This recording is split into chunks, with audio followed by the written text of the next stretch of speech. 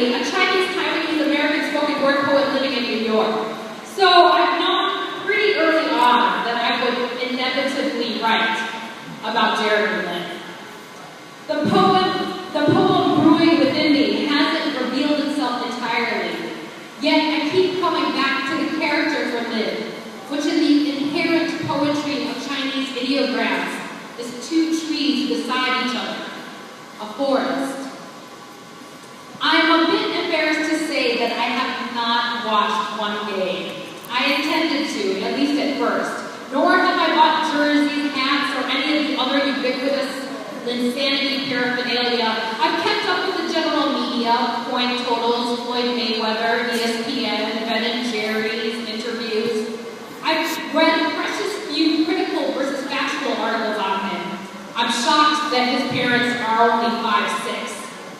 All of this didn't stop me from putting his screensaver on my laptop the day after Game 1 and simultaneously Googling and texting with one of my girlfriends until 4 a.m. about how amazing it all was. For me, the presence of Jeremy Lin brought into fine focus the absence of anybody like Jeremy Lin in mainstream American culture.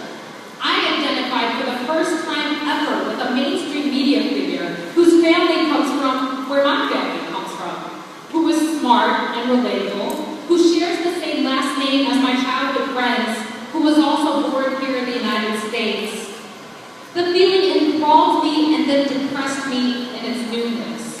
All at once, my own sense of possibility as an Asian Pacific Islander American expanded, as I also felt the sharp pang of what it means to have such a narrow sense of possibility in mainstream American culture in the first place, an issue that I talk about with young APIA audiences at length when I travel across the country for performances. Whatever I was feeling was exponentially more explosive for Asian Pacific Islander American males, and particularly those who play basketball.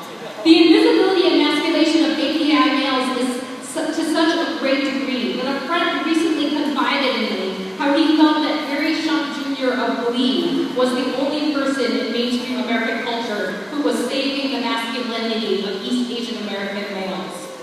That was, of course, before Jeremy Lin.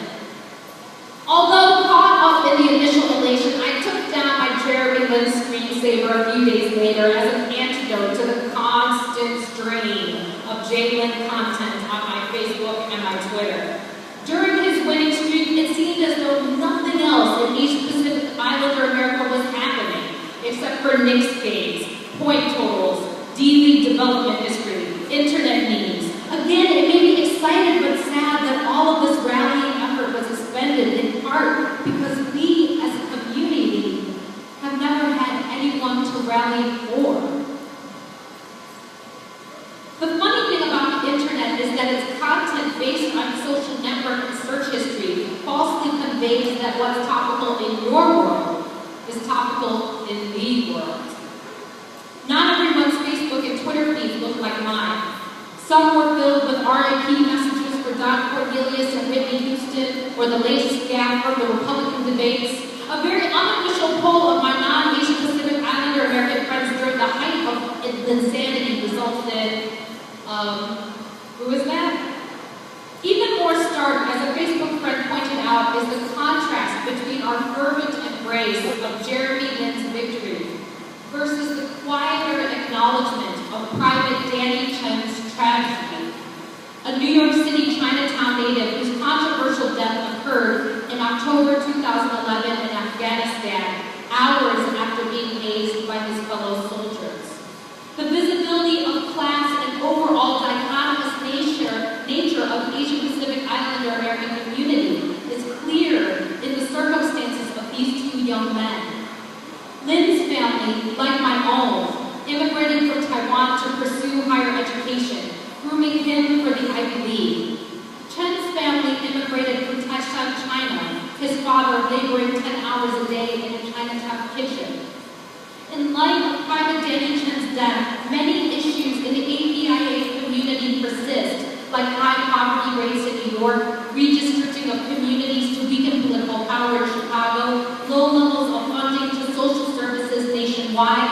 I hope that we all can be inspired by Jeremy Lin's hustle and hard work, realizing that we need a hell of a lot of visible vocal leaders in all industries, government, business, arts, media, finance, not-for-profit, education, sports, technology, in order for us to be able to see the forest for the trees and make the kind of impacts for our communities that count.